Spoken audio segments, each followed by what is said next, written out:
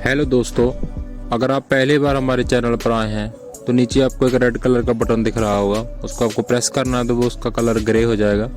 उसके बाद साथ में एक घंटी है, उसको आप दबाएंगे, उसके ऊपर ऑल लिखा आएगा। आपको ऑल को प्रेस करना ताकि आने वाली सभी नई वीडियो की नोटिफिकेशन आपको मिलती रहे। उसके बाद आपको अगर वीडियो अच्छी लगे तो वीडियो को एक लाइक कर देना। अगर कुछ भी आपको चेंज करना है या आपको क्या चाहिए उसके लिए आप कमेंट कर सकते हैं। तो वीडियो को देखते रहिए और अपना प्यार बनाए रखें। धन्यवाद।